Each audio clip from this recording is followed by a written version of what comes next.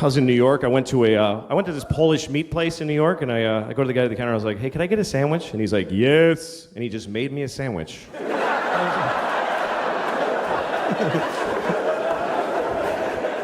That was it. He didn't ask me what kind or anything. He just made it.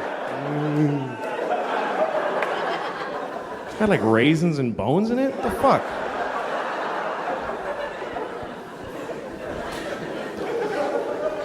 People from other countries eat weird food, man. I was in Chinatown, and you know where the groceries... I know that's not another country, but you know...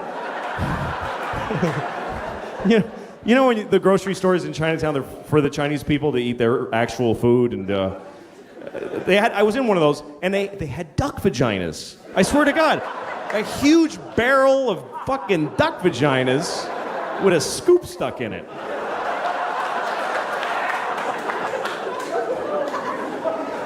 And I'm standing there just staring at this fucking huge thing, and I'm thinking, could we possibly dominate a species more than that? Than that we're selling their vaginas in a fucking barrel? Fucking ducks are just like, dudes, Jesus. You won the war, take it easy. You don't have to sell our vaginas.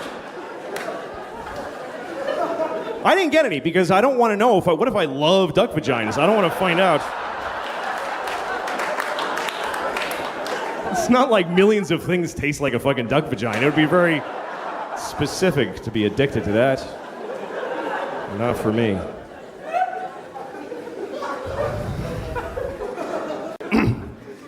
Actually, the one guy I would blow, based on who he is Ewan McGregor. There is this one guy out there. I gotta say that I have no gay inclinations except for I met this fucking dude in person. I was working on some awards show, and there he's standing right there, and I was like, fuck! Like, I was just blown away.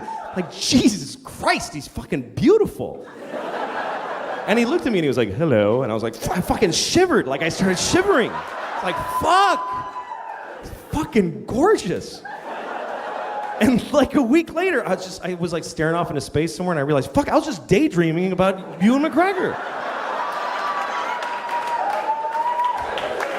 Like, seriously, I'm not gay in any other way except for I want to fuck that guy right in the face. I totally want to fuck his face. I want to fuck the shit out of his face. I want him to fuck me. I do. I want him to fuck me.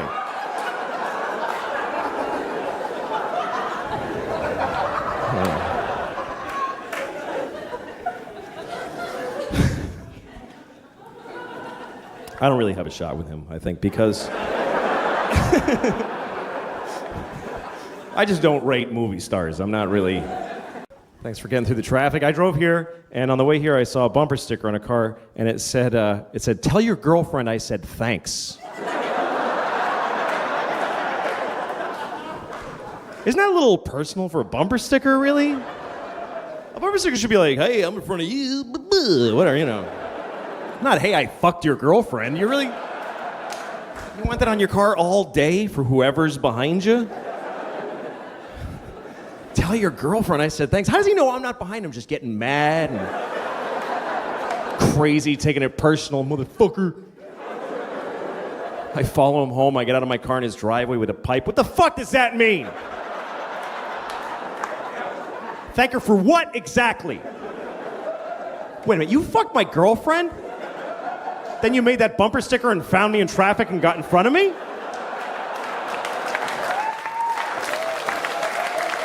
Motherfucker. I just beat him to death with a pipe right there in his driveway.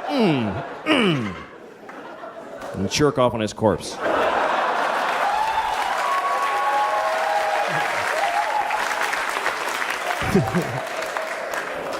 Didn't need that part. Didn't need it. The story was totally complete without the jerking off on the corpse.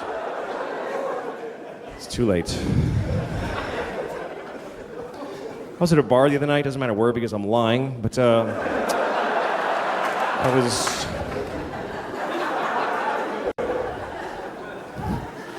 was at a bar and I was waiting for the bathroom for a really long time. There's a guy in the bathroom and I'm waiting for him.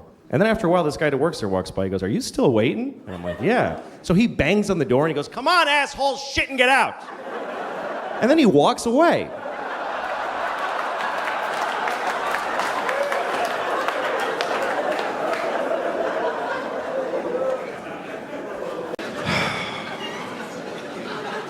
Anyway, I've been traveling.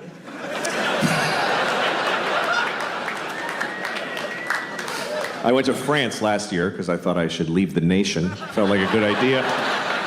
Would have left the planet if they had another one of those, but... I went to France, I had a great time. I fell in love. I met a woman, I fell in love in France, and we've been together since then. It's been nice. Yeah, okay. It's nice having a girlfriend from another country because you learn a lot about that country. I learned a lot about France from being with her. I never knew these things about, like, one time she was sick, and I was taking care of her, so I gave her, she had a fever. I gave her a thermometer, and she put it in her asshole.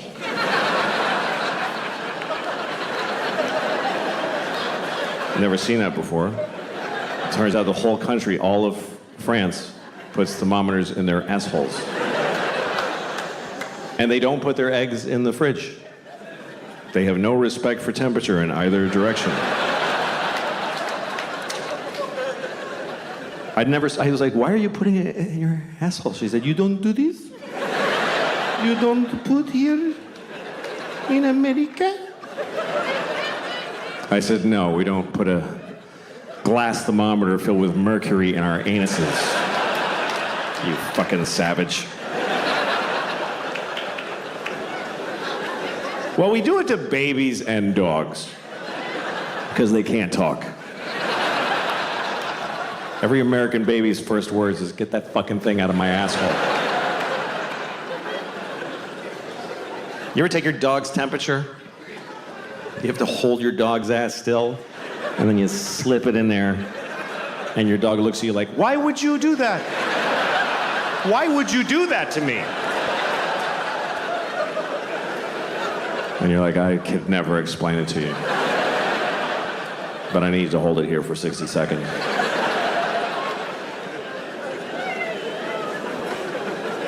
Dogs are so dumb, it's fucking tragic. It's sad how dumb they are. They're in our lives and they know nothing about what's happening. You ever been having like a dramatic moment in your family, like you're in the living room telling the kids that grandma died and everybody's crying and the dog's sitting there like...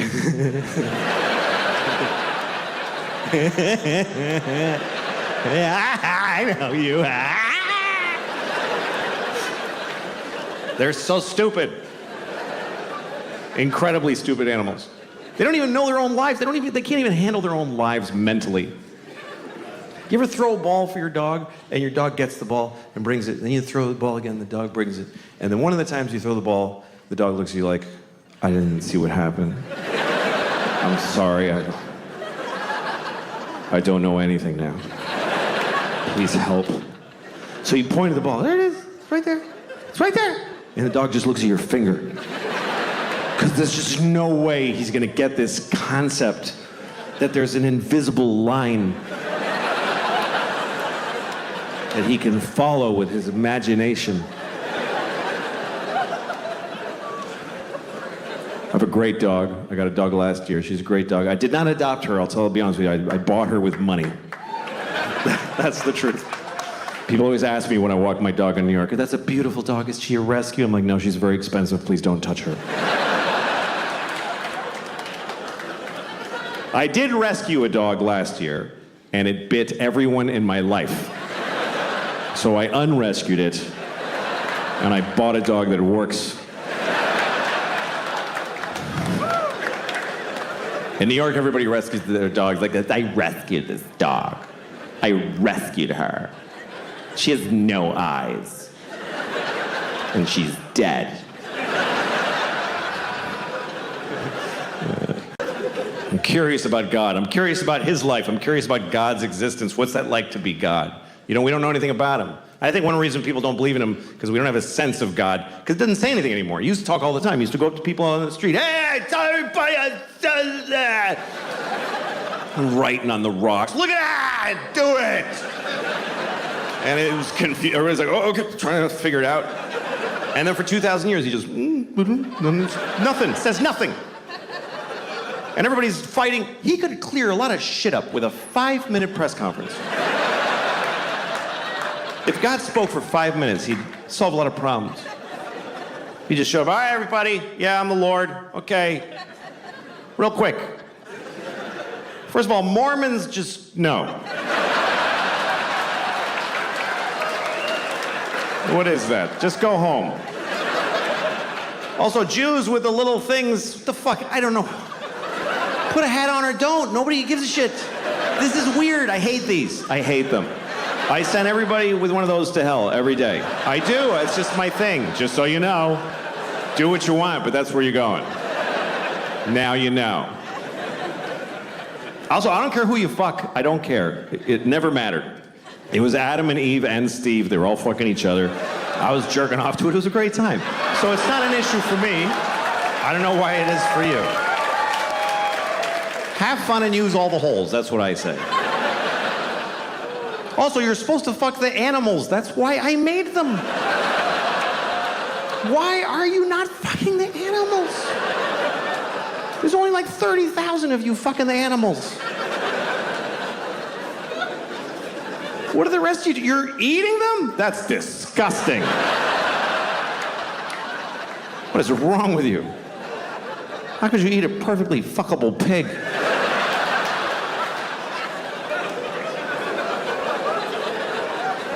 Saith the Lord.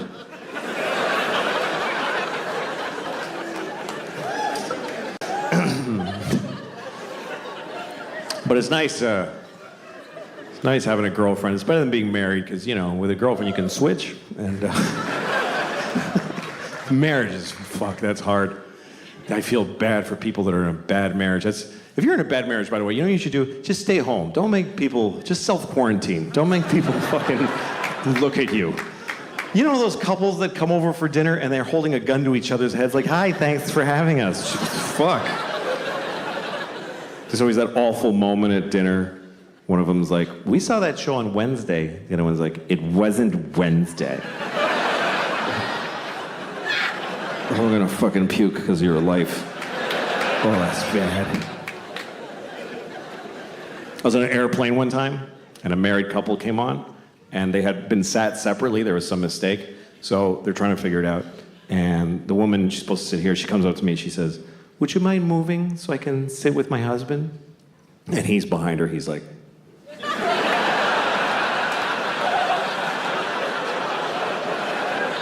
and I wanted to help him. But what am I going to say to his wife? Just, no, I won't move. Then I have to sit with her. So I just got off the plane. I didn't go on the trip. I got off the plane, and it took off, and it hit the World Trade Center. So that was bad. I'll never forget that day. Oh, fuck, that was so unnecessary. That was wildly unnecessary. I don't know, man. I'm sorry.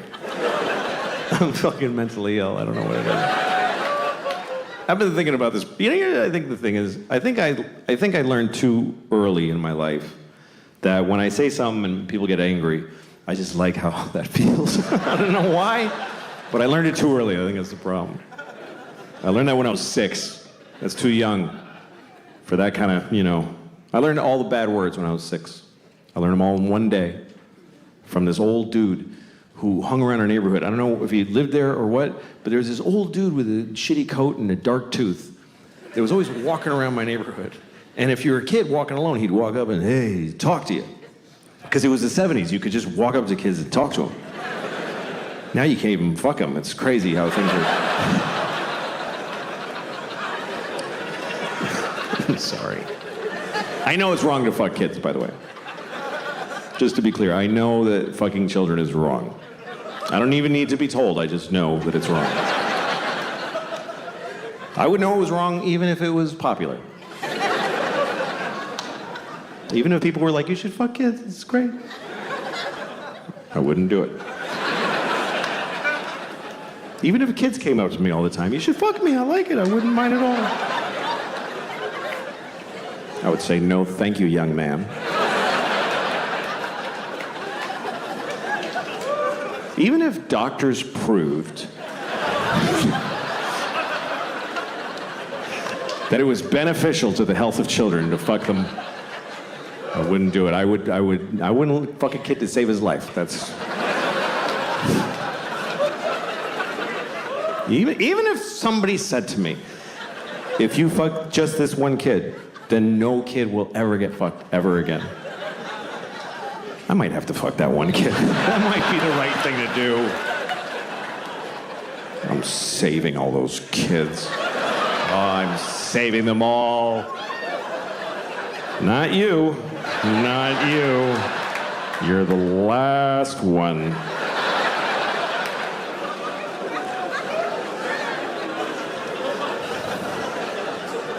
Just hypothetically.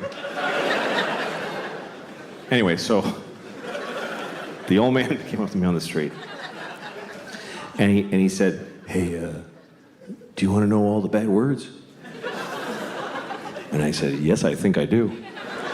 So he's like, "All right, okay, fuck, shit, piss, dick, balls, ass, cock, diarrhea, pussy, fart, cum." And I was like,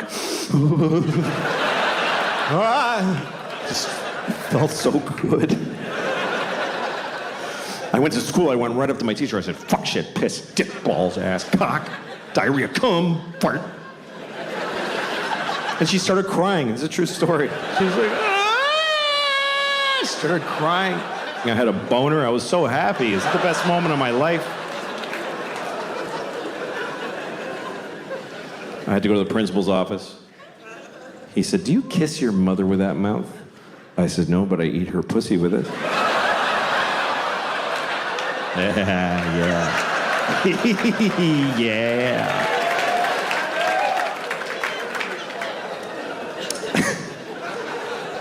Anyway, relationships are tough. That's what I'm talking about. My mom died last year, and we asked her, like, what do you want, like, before she died? We didn't ask her, "Mom! Mom! Fuck!"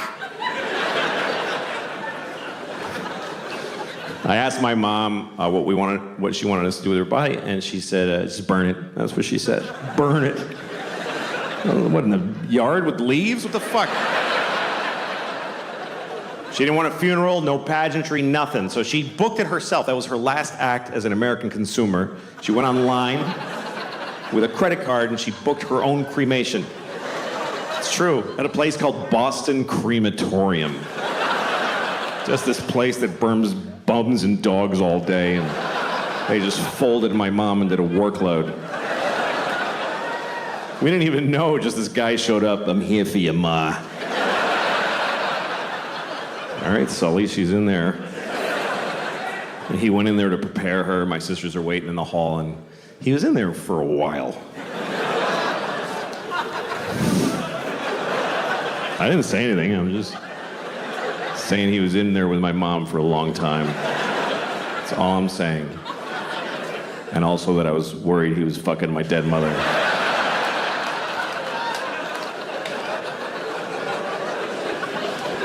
Anyway, then he brought her out in a kind of a nice bag, and he put her in a van, just his van. It was like a '98 Ford Windstar with a bottle of red Gatorade rolling around in the back. It's the last time I saw my mom. It's what she wanted. Because she didn't believe in this God shit. She just didn't. But it really was an interesting social experiment, COVID, because everybody got told the same thing. The whole world got told the same thing. If you go out unnecessarily, millions will die. And a lot of us said, "Oh, I'm going out." Yeah. I'm going now and a lot. Yeah, and millions died. It's just, we're not that different from the turtles that you're trying to get them not to cross the fucking highway, and they're like, "This is where I fuck over there, fuck you." And we're like, "Please stop." Putting little signs up, "Don't go," and he's, "Fuck you, I'm a turtle." It doesn't, we're not that different. We're just a fucking species. And we're just rolling along. Yeah, many dying old ladies died. That's what happened. Many dying old ladies finished dying.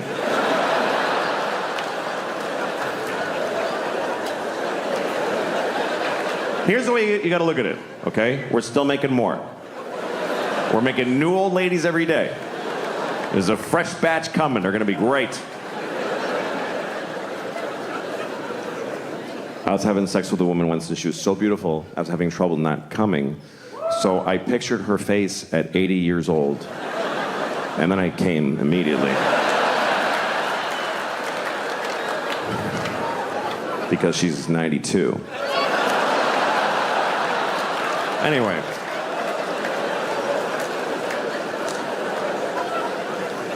One thing I found very interesting was that during the pandemic, a lot of people really liked counting the dead people. That got very popular, was counting the amount of the dead and dying. Do you know how many people? Just today. Just today. Do you know how many people died of COVID-19? Just today. Why? Keeping a daily tally. We don't do, there's a lot of shit going on that we don't keep a daily tally of how many babies were dropped in a bucket of paint. And I looked that up. I'm not kidding you. It's 30 a day. It's a real problem. I'm serious. A steady 30 babies a day are dropped in buckets of paint.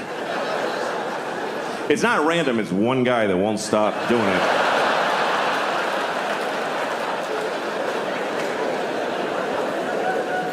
Yeah, we liked counting them. We liked counting the dead.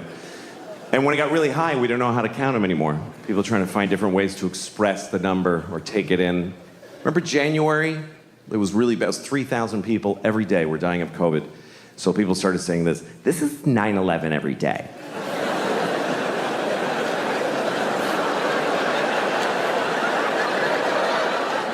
This is literally 9/11 every day. When did we start measuring deaths in 9/11s?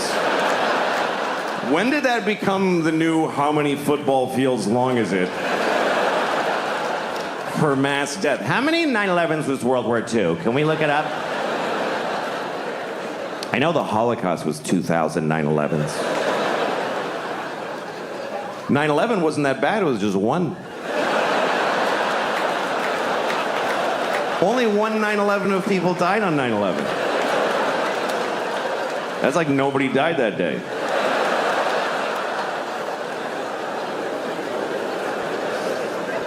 See, it's all relative, because then you have those later. Remember, January was really bad. January was the worst. And then in April, March, April, we all felt better. Everybody's like, oh, it's way better now. It's way better. Way better than January. I looked it up. It was 1,500 people a day. And everybody's like, it's way better than January. Really? It's half a 9/11 every single day. But that's way better. That would be like if on 9/11, after the first tower went down, you're like, oh, that's not that bad.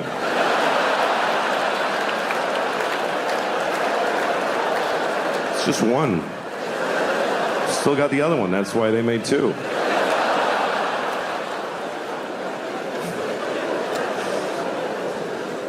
It's okay. It's all right to make fun of 9/11. It was a hoax.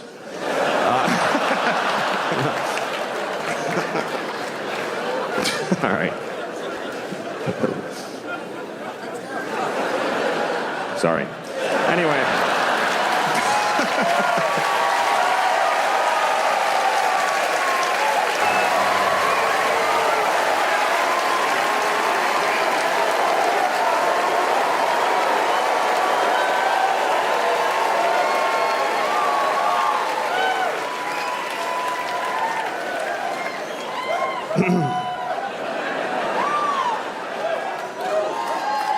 Well,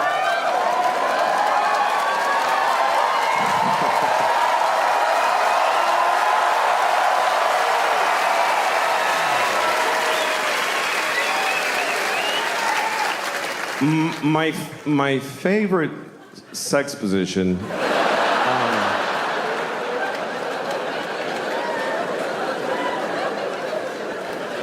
My favorite sexual position is reverse cowgirl. But I'm on top.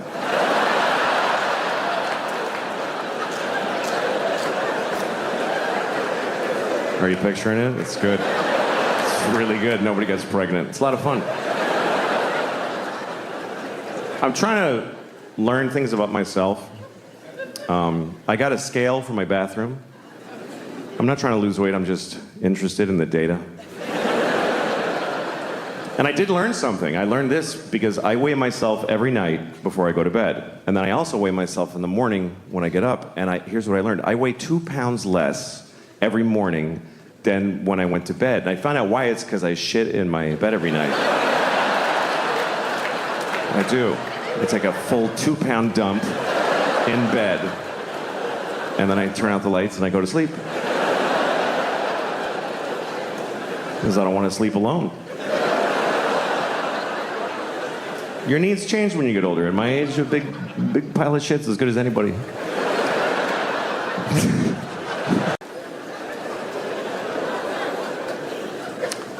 So how have you all been enjoying living the way I already was for a couple of years before all this shit?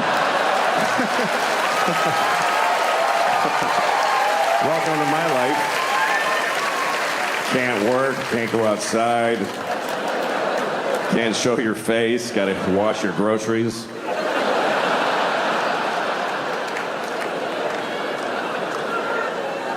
Because I got cum on the groceries. That's why in my mind, that's what it means. Maybe that's what you were thinking, but.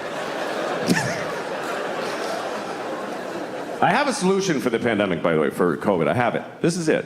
We test everybody, first of all. Now, every time we find somebody who has COVID, you kill them. That's it. That's the solution. You won't need another one after that one. That's the final one.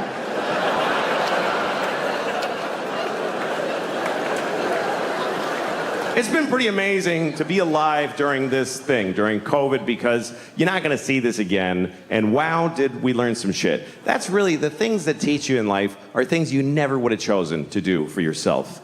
I mean, think about your life as far as it's been where you have the choices, where you're like, I'm going to do this, I'm going to pursue this. It all goes to shit, every bit of it. And even when it goes right, you're like, why don't I like it? It's what I wanted, but why don't I like it? Because it's your choice, and your choices are based on fear and fucking just thin, stupid, shitty hopes. But when life just kicks you in the balls and you're like, oh, fuck, everything's different now, and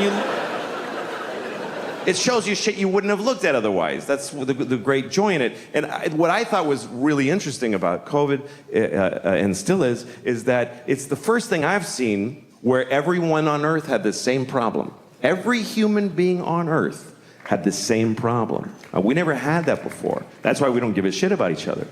Because you read like, oh, there's floods in Houston. You're like, fucking water. What is it? What's your problem? Floods. What is that? Just walk like this. What, you can't handle some water?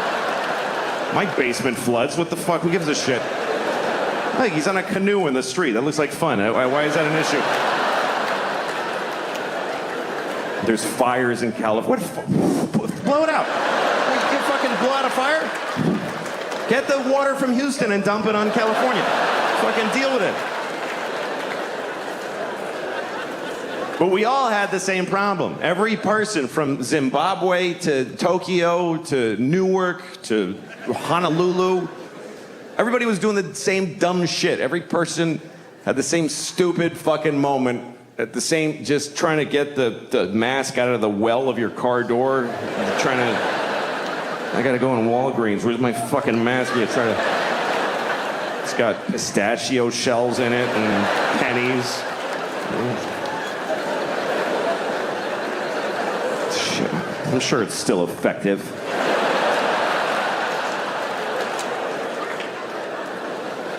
I actually like the masks because everybody looked nice. Everybody did. Because it's just their eyes. Eyes are nice. You never hear somebody say, that guy's got gross eyes. It's really, we should hide these. We should keep the masks because this is disgusting. How do we just, with no shame, look inside my face? Spit and a tongue and teeth? It's fucking gross. Cover your mouth. Don't. I'd rather look at your asshole than your mouth. I really would. I'd rather stare into your asshole than glance at your mouth. Assholes aren't that bad, not to look at.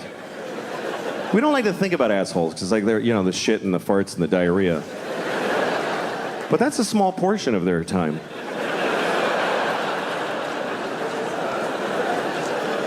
You ever really look at an asshole? You ever really look?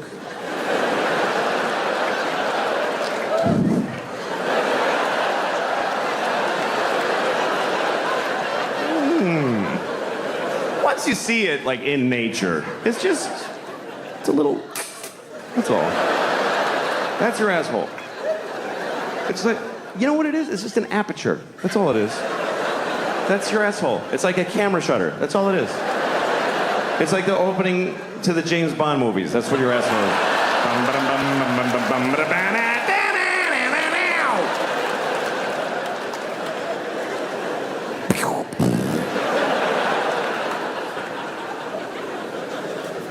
You ever go to lick somebody's asshole and there's a little guy with a gun in there?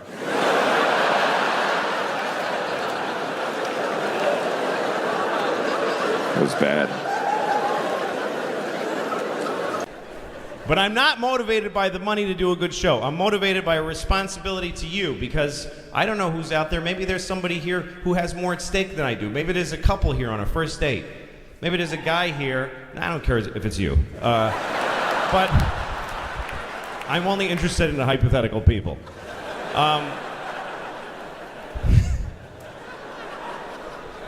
There might be a guy here who's been looking at this girl from across the thing they live at. I don't know. He sees her every day across the trench of blood that they live on each side of, and he sees her. And he's never had the guts to ask her out. He sees her, looks at her out the window, and she's putting out the laundry because it's Italy in the 1800s or something. And he looks at her. She's so beautiful. Unfortunately, that's where it's headed. That's the sad thing about being a guy, is that we can't have a beautiful thought about a woman that isn't followed by a disgusting thought. That's just the way that we're built. If you're a woman and a man has ever said anything romantic to you, it's because he left off the second part that would have made you vomit. That's just the way we are. Oh, she's an angel, and I want her to drown in my cum. That's just...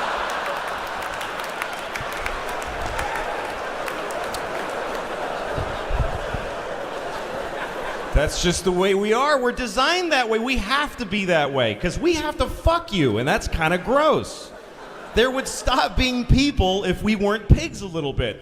Because we have to get on top of you and fucking fuck you. You gotta be kind of a pig.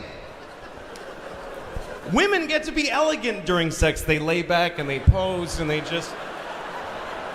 Even aggressive women on top get to put their hair up and do a whole thing. But we just gotta climb on and... Like, we just gotta... That's why we gotta think that we gotta prosecute the pussy. That's the way we have to think. Get on the dick train, bitches!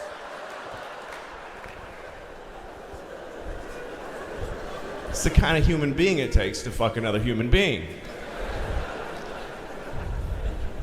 Anyway, so the guy looking at her. It's a window here. He's just little stains of various ages on the wall, little circles with dates in pencil. Like a kid's growth chart on a door jamb, but very different. He sees her every day and he never had the guts. Finally, he went up to her about 2 weeks ago. He got tickets to this show and he went up to, hey, Darlene, how you doing, man? I don't know why he talks like that, but whatever. He's, hey, Darlene. Sometimes he just makes noises in an accent without words. Hey, Darlene, you want to go sometime?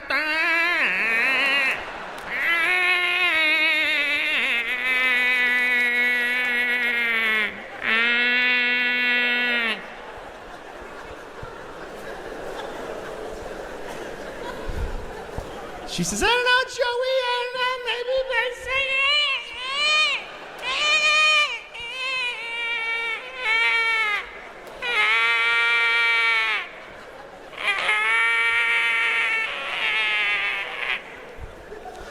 So she agrees to go. And they get in his car, they drive and they go to the place and they get a thing that we all enjoy because it's local and gives a shit. And then But it's important to me to do a good job because it's my job. I mean, also you paid me, and you paid me. I get money from every ticket, so your money is mine now. I own it now, and it's gonna be gone tomorrow. I'm a piece of shit. I don't save money. If I die tonight, my kids are homeless tomorrow morning. Someone's gonna wake them up. Your daddy's dead. Get your shit and get out, because I don't save money. I think it's arrogant to save money. You shit it out. Money is like oxygen. It's not my money, it's the money. I could die tomorrow, so fuck it, I spend it. I didn't buy my mom a house. You're supposed to have that musical montage when you get a TV show where you take your mom to the... Oh, look at it. I didn't do that. She's my mom, but she's not me. Why would I buy her a house? But, I had kids too late in life, I think. And I didn't take good care of myself. I'm a shitty, unhealthy father. And I think that's unfair.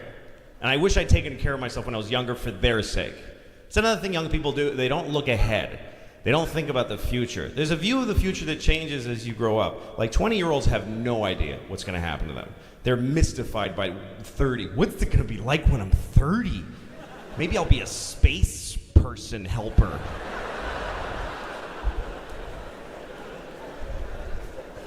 They don't have any idea that when you fuck with your body, you're ruining the parent that you're going to be. If you're 35 and you're out of shape and you don't have kids, don't have kids.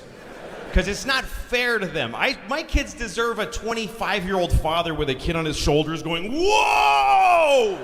Whoa, I'm going to get you! I'm going to get you! I'm so not that guy. I'm not even the cool salt and pepper dude throwing the football through the tire on the Viagra commercial. I'm not even that guy.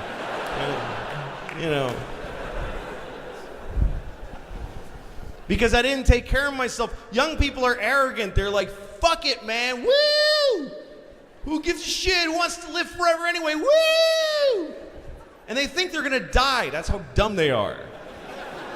Get fucked up, and they think they're just gonna explode like just a nebula of excess, just a beautiful, they're gonna turn 50 and then just, oh my God, he did just what he wanted the whole time!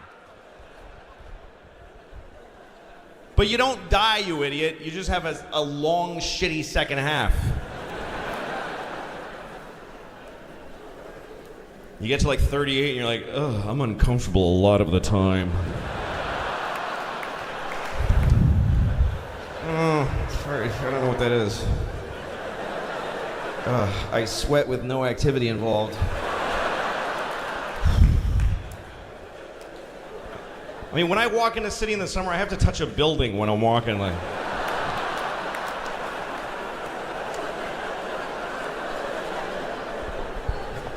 And I got 40 more years of this shit. I'm not dying.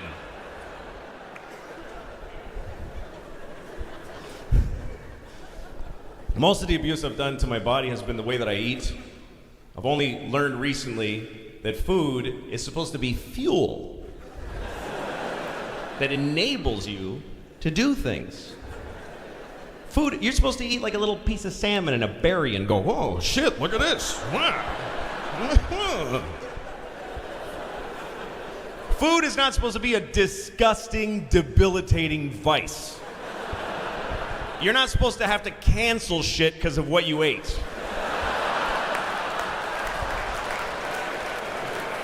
Just clear the day so you can take the hit from what you put in.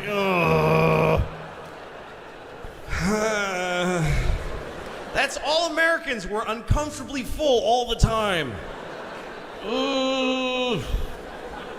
That's why we need the air conditioning on. We need it to be 70 degrees always, because we'll have a heart attack from all the grease.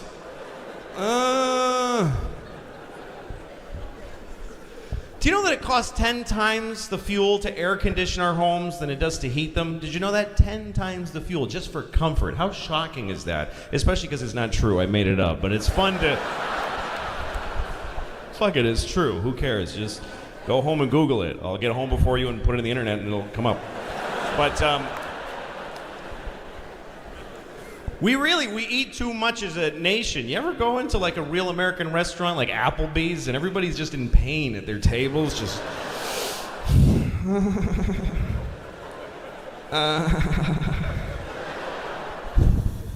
have to lift your lungs up over the fat to make room to... I shouldn't have had those. Do you want dessert? Yes, bring it, stupid. I'm fine. I'm just trying to... You're supposed to eat with purpose. You eat a little piece of lettuce, and the guy in your belly's like, oh, awesome, I can make some skin cells and some blood cells and some energy. The guy in my belly hates me.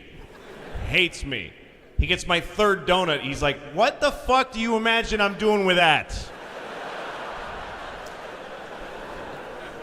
There's no part of you I can make out of donuts. It's just a storage issue. You're creating work for everybody. And 4. He's having 4 fucking donuts. It's 10 o'clock. The other guy's like, what do you want to do with it? Just shit it out. Seriously, you know what? Shit it out whole. Let him find a donut in the toilet. Let's see how that educates this fat piece of shit. I'm tired of this. Shit it out whole. He chewed it. Reassemble it and shit it out. I'm serious. Get everybody on it. Bring the guys up from the feet and put that thing together and shit it out. And shit it out the hard way, too, not like a coin out of a slot. Make him blow it out of his asshole like a smoke ring of dough. Just...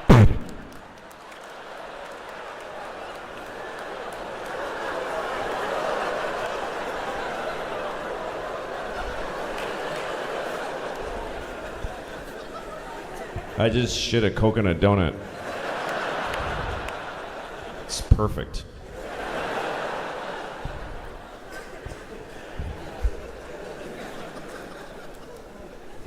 But it's not fair to my kids. That's why I have such a terrible... I'm not, you have to have energy to have children. When I take my kids to the park, I just let them run like a dog run, like I got leashes.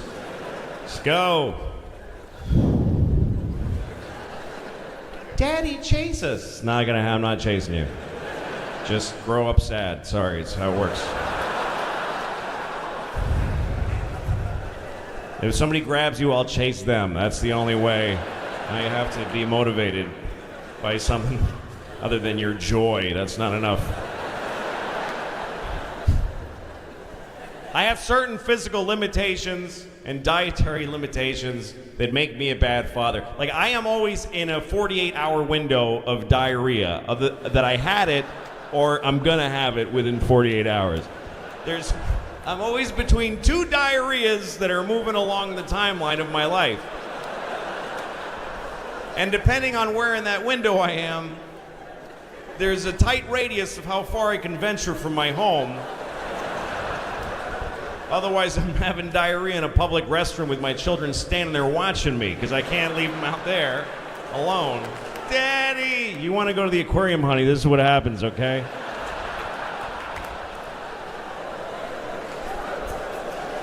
It's not fair to them.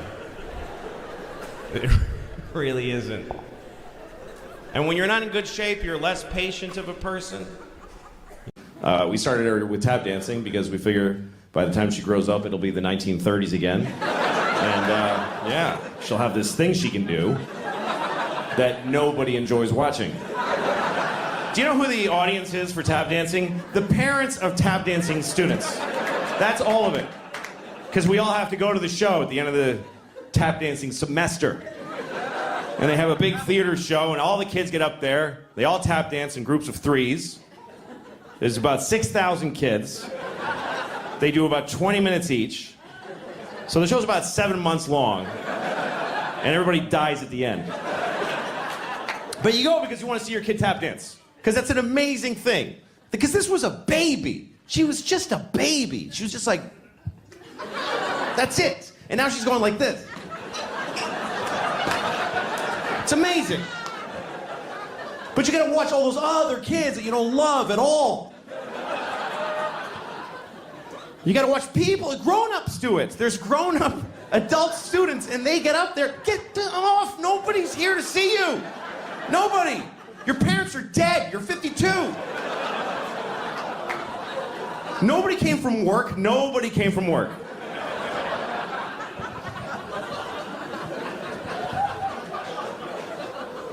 I take her every Thursday to tap dancing. And we go up to the school, and she puts on her tap shoes, and she goes in the room. I don't go in there, and she tap dances, and I wait outside. Because it's 40 minutes. It's not enough time to go anywhere. So I just sit there and listen to... And she comes out, I'm tired of this. I don't want to go anymore. Good, don't. I don't want to bring you. Quit. Quit. I don't care. I don't push my kids into this shit. Because you got to do it too. I don't want to do it. Daddy, I'm tired of soccer. Soccer is out of our lives forever. With those words from thine mouth. Soccer is gone. I don't care. Don't go to school. I don't want to get up at 7. Don't do any of this shit, honey. I don't care. I have money. Just eat the food in the house. Stay home and eat. You and your sister don't have kids. I can cover all of us, and then we all die.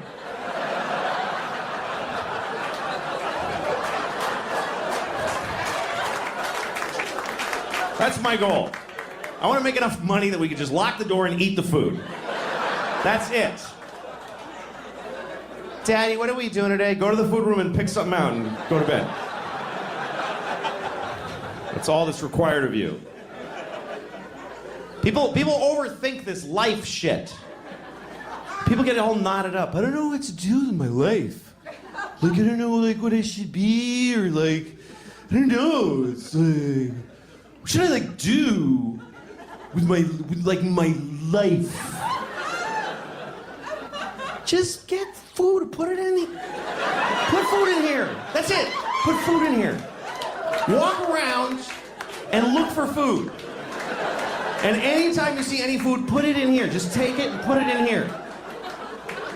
Later, when you feel pressure, shit out the shit in there. That's it.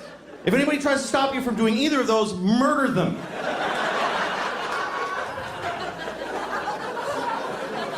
That's it. Doesn't have to be more complicated. Do it till you're died, till you're dead, till you're dead, died, dead.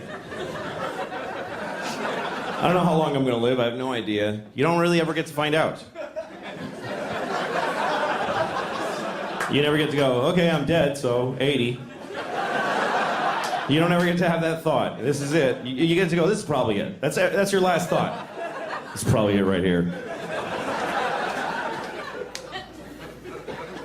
Yeah, well, we're all gonna die at some point. It's true, man. And you find out at some point, it's an interesting thing about human beings that we live with the knowledge that we're gonna die. I found out when I was 7 that everybody dies. My grandfather told me. He said, everybody dies! I wasn't even talking to him.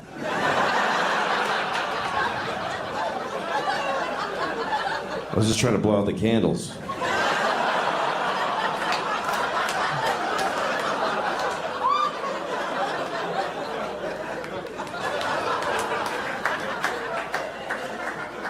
Now, I was 7 years old when I found out that everybody dies. And I was excited. Not because everybody dies, but because I knew it. I was excited because I knew I was young to know that everybody dies. I knew that most of my friends didn't know, and I thought, I want to tell them. I want to be the one that tells everybody. I especially wanted to tell Benji, this kid across the street from me. There's this kid, Benji. He wasn't my friend. I was 7 and he was 6, but if I ever came out in my front yard, he would come out and I'd be like, oh, here he comes. Just hated him. Hated him. First person I ever hated. Like visceral hate. To me, he was a piece of shit cocksucker asshole. That's what he was to me. And I didn't even know any of those words.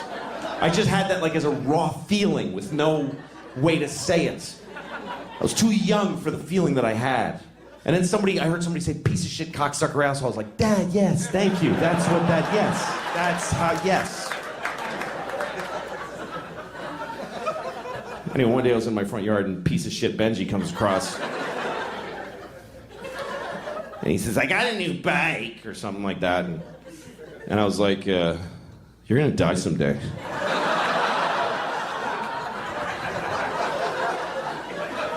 And he was like, what? No, I'm not. I said, yes, you are. Everybody dies. You're gonna die, and your mom's gonna die, and your daddy's gonna die.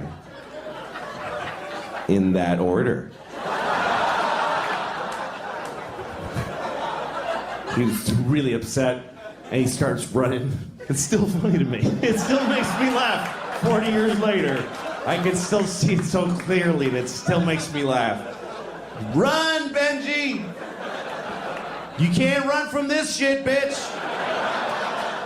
It's gonna get ya! I wonder if he's dead. Anyway, so he came back with his mom. His mom's so angry, and then I was scared.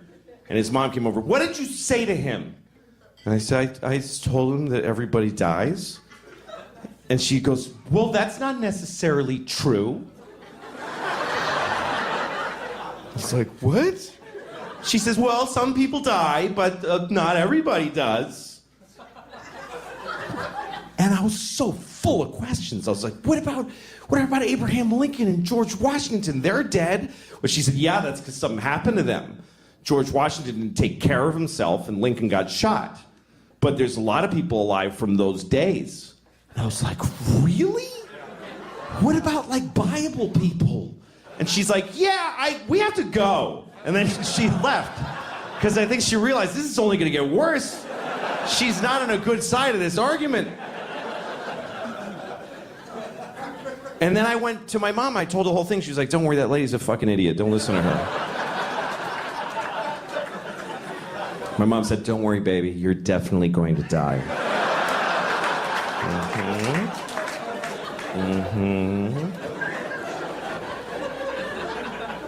People from the Bible. I wonder if people in the Bible knew they were going to be in the Bible. Like, guys, this is totally going to be in the Bible. You guys are going to get in the Bible, everybody. I'm going to get my roots done so I look good for the Bible.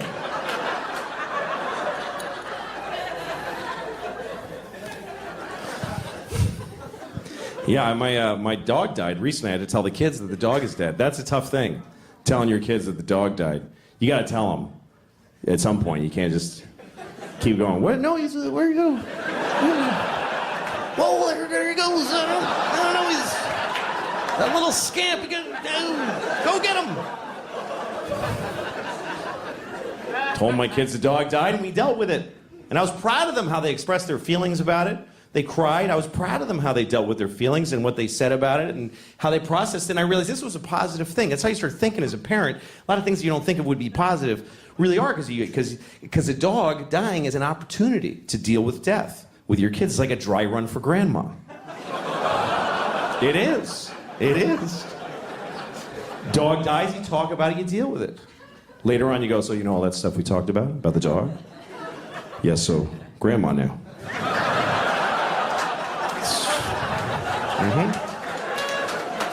All the same stuff. That's right. All right, go brush your teeth.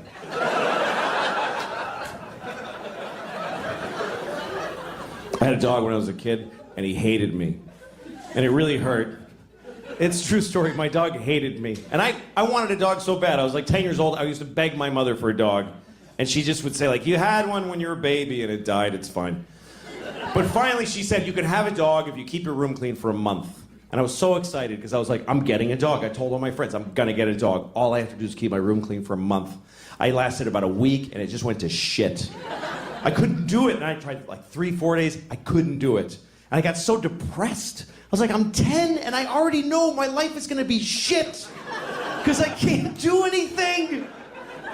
And finally my mom was like, well, get the dog. You're bumming everybody out. So she got us a dog. And the dog looked at me, and he hated me on sight. And I worked hard to take care of this dog. I was kind to him, and he still hated me, which hurt. That's why it hurt. Because he must have just hated, like, who I am inside. You could tell how he felt, because he was very expressive. He was a terrier, you know, so he had eyebrows. Like, I'd walk in the room, and he'd go like, oh, fuck, I can't. And he would just leave.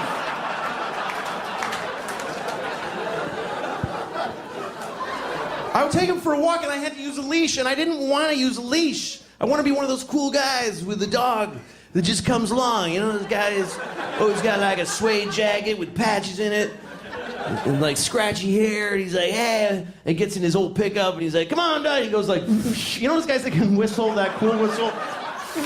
Whatever. Woo! And the dog jumps in the back and they both get laid somewhere because they're both so cool. That's what I wanted.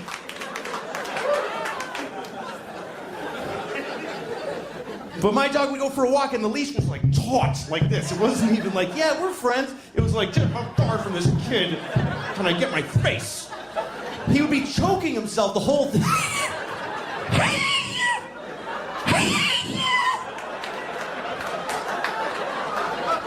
And if I ever like slipped and dropped the leash, he was like, I'm not your dog. He would just run. He would run like a slave. He would just take off.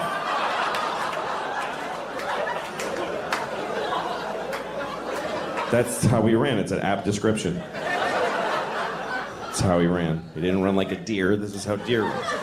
He ran like this.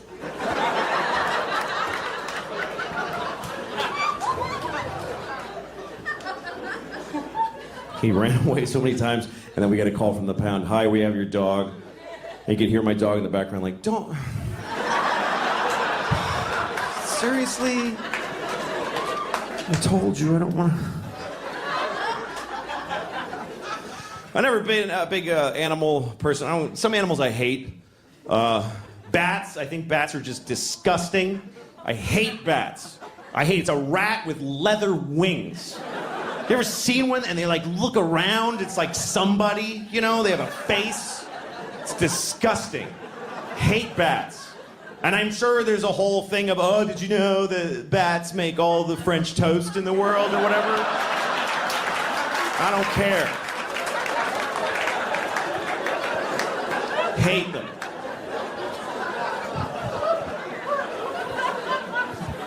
I had a bad bat experience. This summer, we rented a house this summer. I got a house for me and the kids. My ex-wife and I, we share custody of the kids. And so the summer, 1 month they go with her, 1 month with me. So I got a nice house in the country. And it was beautiful. The kids loved it. But the kids go to sleep at, 8 o'clock at night. So I'm just laying awake, terrified. I'm so scared in the country because it's just quiet and it's just mystery and trees and darkness. I live in New York City. I feel perfectly safe there. I'm surrounded by murderers and child molesters and Jews. All right. I mean, there are a lot. There's a bunch of those. But so one night I'm in the country house and I'm just laying awake, just begging for the fucking sun to come up so I can sleep through my days with the kids. And I'm laying awake, and my bedroom's above the kitchen, and I hear this. I swear to God, I heard this sound. I heard, "What are you singing?" I heard that, like clear as a bell. And immediately my heart is pounding. I'm like, I'm going to have a heart attack right now. Because there is a witch in the kitchen. First of all, there are witches. I have no doubt in that moment. There's witches. That's how easy it was to flip me over. There are witches. And there's one in the kitchen. And I gotta go down there. I can't just, they like kids. She'll get the kids. So I go downstairs. I'm terrified. And I'm standing outside the kitchen door like this for like an hour. Too scared to go in until a little bit of logic seeped in and told me even if there is a witch in there, she wouldn't just make a noise and then just stand there for like an hour. So I go in, there's nobody in the kitchen. And then I hear the noise again, and it was the dishwasher. The dishwasher has weird tubes, and when the soap goes through them, it's kind of vocal. I don't know why, but it goes. It was the weirdest thing to watch my dishwasher do it. I was like, all right, it's cool, I'm fine, there's no witches. I'm about to go upstairs, and a bat, a fucking asshole bat, picked that, he's like, and he just flew right by my head like this, and I went, ah! I just fell on the floor. Ah! And I immediately crawl into the closet, I close the door, and I call 911 right away. I don't know if you ever called 911 and you don't realize till they answer how you shouldn't be calling 911. 911, tell us your emergency. Hi, I'm sorry. I'm very sorry to be bothering you. This doesn't qualify. The lady's like, sir, what's the problem? I said, there's a bat in my house. And I don't like it. She was nice to me, because it's country 911. If you call 911 in New York City, there's a bat in my house, they'll be like, sir, we'll send a car right over to shoot you in the face. But she was nice. She's like, sir, we understand. You're divorced, you're overcompensating with a country house. You're in over your head. She said, call this guy. She gave me a number. She said, call this guy. He's a guy who takes care of bats. He's a man whose bats are his focus. Felt like she was doing a lot of work to not say Batman. Like she was kind of going around. He's a male human who bats are his... I'm not going to say Batman. I don't want to say it. So I call the Batman. And he comes over, and I'm in the closet looking through the crack, and the bat is on the ceiling hanging upside down, and he's just looking around. It's the most disgusting thing. And so finally there's a knock at my door, and I go, I crawl to the door, and I open it, and he's like, hello. And he says, where's the bat? And I'm like, So the guy walks over, and he just takes the bat. That's it. He just took it. He's like, all right. Like, yeah, you pretty much nailed it. That's amazing. It's like I called somebody and said, help, there's a box of tissues on my table.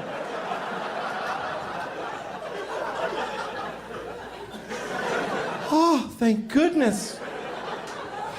What a relief to have a man in the house. Would you like some sweet tea? Wasn't expecting company. Oh, my robe fell open. He saw my breasts. Ooh, what do we do now, Mr. Batman?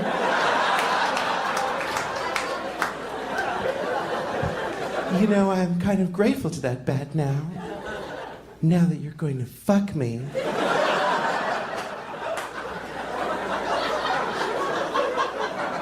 You're not? Well, all right, you can go then. I can't get out of it. I'm sorry. All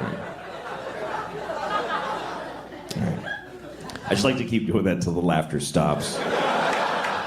Just like, fuck, this is getting upsetting. What if I just did that for like 40 minutes? Well, if you weren't gonna help me, then why did you come over? I'm alone here all day and I hardly can handle it anymore. All right, okay. So, no, don't do that. Don't do that. I was in New York one time. I was on the subway platform, and I saw two rats, and they were fucking. And I never saw that before. I'm like, oh shit, there's two rats fucking right there. And so I watched them. Because you can watch rats fuck. It's not a big deal. You don't have to go like...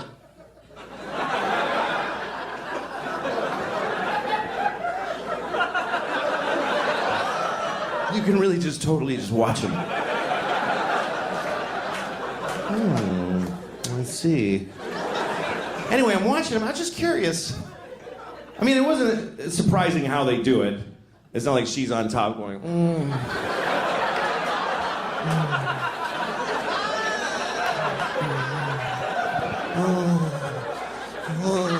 thank you. I love it. Oh, I think this is a Japanese rat I'm doing. I don't know. Oh, it's so good to fuck you. Oh, come on, Ricky, do me. All right. Anyway, it wasn't anything like that. It was a pretty standard rat fuck. Just, he's on top, kind of smushing her into the pavement. She's like... And I'm watching him. I didn't like miss my train, just while I was there. Because I was curious. That didn't turn me on, I was just curious. Because I want to know, what is it going to be like when he comes? That's what I wanted to know. What is it like when a rat comes? Is it just a biological thing, just a dispassionate kind of just me, and then he just goes home? Or is it like, oh, fucking yeah, is it like, is it, you know, is it ecstasy? Is it an orgasm? And I told that story to a friend of mine, and she was like, well, what about the girl rat? What about her orgasm? Why don't you empower her and wonder how she comes? What are you, crazy? Girl rats don't come. There's no way the girl gets to come when rats fuck. First of all, he's not gonna hold out for her. He's not that kind of dude, you can tell. He didn't give a shit. He's gonna fuck her and leave. He doesn't even know her name. He's not sitting there waiting for her and trying to think of things to not come, like giant garbage bags with no food in them or whatever. And even if he did, she's on a subway platform in front of people. She's not gonna be able to get to that place, that inside place that girl rats need to find their orgasm. Because I know what girl rats need. I know how to make a girl rat come. I do. You just pick them up and hold them upside down and you just...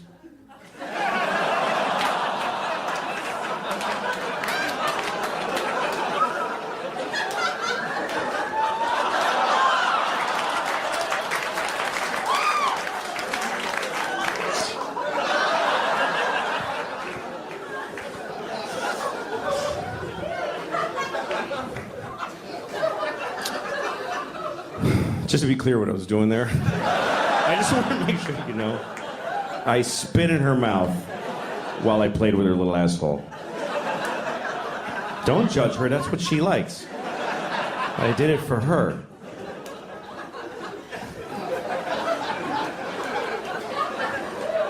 I was watching The Wizard of Oz with my daughters, and I know that's a weird couple of stories to put together. Fingering a rat's asshole to orgasm and watching The Wizard of Oz with my daughters. But they happen to have happened one right after the other. Most things that I do right after I made a rat come. That's what I do at night. It's the only way I try to help. All right. So, let me just tell you this first. I was at a place eating dinner in New York, and I heard these two women talking, and one of them is talking about the guy she's dating. They were about 21 years old, like NYU students, and so she's talking about it. You know, a lot of times I'll hear this, a woman talking about the guy she's dating, and she runs down the stuff that's not satisfying. The things she doesn't like. She's like, he just, you know, I text him, and he like doesn't like respond right away, and then when he does, it's like, whatever, so that's weird. And then, like, I saw him, and he's just being weird, and so then he, like, calls me, he's like, I'm sorry I'm weird, because it's, like, weird right now. And I was like, whatever, it's just weird. And then I'm listening, because I want to know, what is her friend going to say? I want to know what kind of friend she has, you know? And her friend just says, he's a piece of shit. He's a piece of shit. He's not good enough for you, because you're amazing. You're amazing. So he just can't handle how amazing you are. And I remember thinking, that is a shitty friend. That's not a good friend. That is not a good way to approach life. I'm amazing. And anybody who doesn't text me back just can't handle how amazing I am. I mean, she's a student. She's not Nelson Mandela. She's in college. I'm sure she's fine, but you're amazing the way you take classes. What is so amazing? She's kind of boring, he's kind of a douche. It's fine. They're fine. You need to know that you're boring a little bit. It's important. Self-love is a good thing, but self-awareness is more important. You need to once in a while go, oh, I'm kind of an asshole. You have to have that thought once in a while, or you're a psychopath. You know, like when you say to a friend of yours, you're being an asshole, and they're like, no, I'm not. Well, it's not up to you. if you're an asshole or not. That's up to everybody else. You don't get to say no to that. You're an asshole. No, I'm not. Oh, sorry. I thought, okay, I'm glad I checked. I guess you're not. If somebody tells you you're an asshole, you should go, oh, shit. All right, what happened? How did I get here? It's like somebody saying, you got something on your face. No, I don't. It's like America. I feel like America is like the world's worst girlfriend. America is like a terrible girlfriend to the rest of the world. Because when somebody hurts America, she remembers it forever. But if she does anything bad, it's like, what? I didn't do anything. America, why do you keep bombing those people in Yemen and all these? It's 9/11, okay? 9/11. Shut up, asshole. Okay, well, you killed hundreds of thousands of people, so I think, yeah, no, but 9/11. Fuck you. You didn't understand. Yeah, but you're torturing people. It wasn't even torture. Oh my God. He's such a baby. I didn't even do anything to him. And I'm saying this about women because I'm a guy. Women might say this about that. This is what guys like. That's just what it's like, because I think racism and sexism are very different. To me, racism is just a mistake. It's like just an error. It doesn't really make any sense. We could just do away with it. But sexism isn't going anywhere. Because sexism is way deep the fuck down inside. So it's just the way we feel about each other. It's, women! Women! Women! Women! Women! And you're like, man! Man, man, man, man, man, man, man.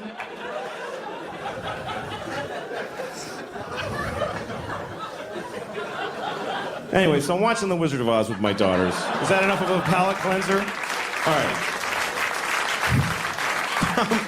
I'm watching The Wizard of Oz. I don't know if you've seen it. It's about a little girl named Dorothy.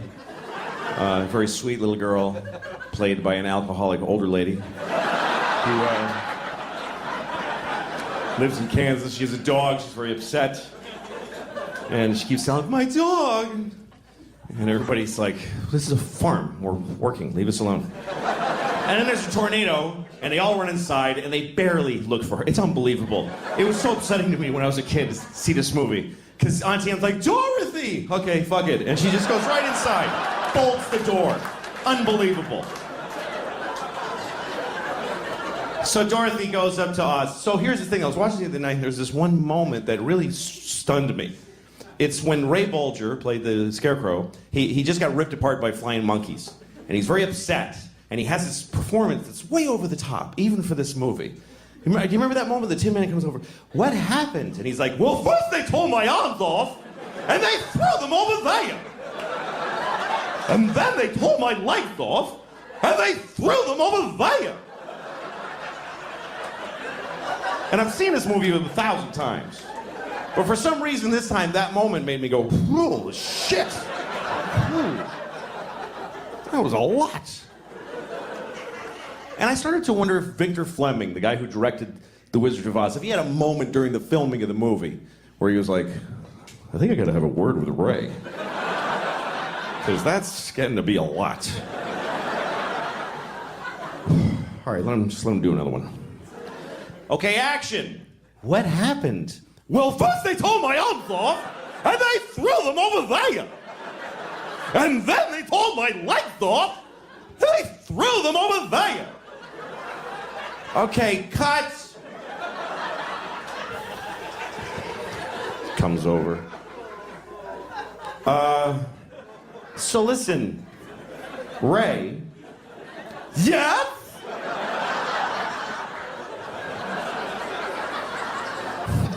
Nah, you're fine.